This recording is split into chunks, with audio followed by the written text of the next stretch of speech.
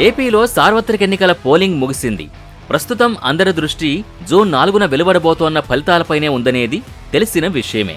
ఈ గ్యాప్లో పలు రకాల విశ్లేషణలు, అంచనాలు, అభిప్రాయాలు, ఎగ్జిట్ పోల్ అనాలిసిస్లు మొదలైనవి ఏపీ రాజకీయాల్లో హల్చల్ చేస్తున్నాయి.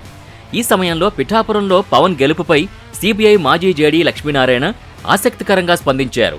అవును, ఈ సార్వత్రిక ఎన్నికల్లో ఏపీలో పిఠాపురం అసెంబ్లీ నియోజకవర్గం ఎంత హాట్ టాపిక్గా మారింది అనేది తెలిసిన విషయమే.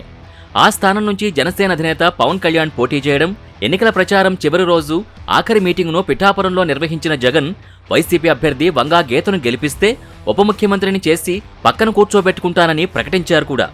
దీంతో పిఠాపురం రాజకీయం ఒక్కసారిగా వేడెక్కింది. అప్పటి వరకు పవన్కి కాస్త ఎడ్జుందంటూ వినిపించిన మాటల నడుమ ఫైట్ టైట్ అయిందనే కామెంట్లు తెరపైకొచ్చాయి.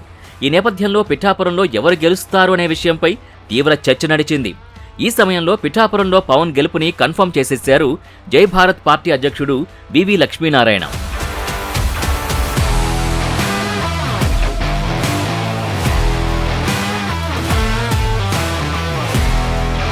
తాజాగా ఒక టీవీ ఛానల్కి ఇచ్చిన ఇంటర్వ్యూలో పిఠాపురంలో పరిస్థితిపై స్పందించిన ఆయన అక్కడ పవన్ గెలుపు ఆల్మోస్ట్ కన్ఫర్మ్ అని, మెజారిటీ ఎంతనే విషయంపైనే చర్చ, బెట్టింగ్లు నడుస్తున్నాయన్నట్టుగా స్పందించారు. పైగా ఏపీలో కూటమి జతకట్టడానికి కారణం తానే అని చెప్పుకున్న పవన్ రేపు కేంద్రంలో ఎన్డీఏ అధికారంలోకి వస్తే ఏపీ ప్రయోజనాల విషయంలో ఆయన భూమిక కీలకమని అన్నారు.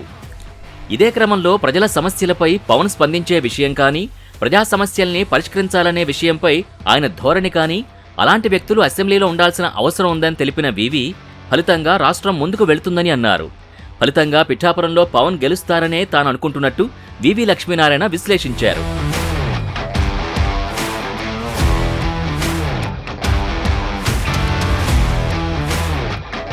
కాగా వివి లక్ష్మీనారాయణ గతంలో జనసేన పార్టీలో ఉండి ఈ పార్టీ టికెట్పై వైజాగ్ పార్లమెంట్ నియోజకవర్గం నుంచి పోటీ చేసిన సంగతి తెలిసిందే.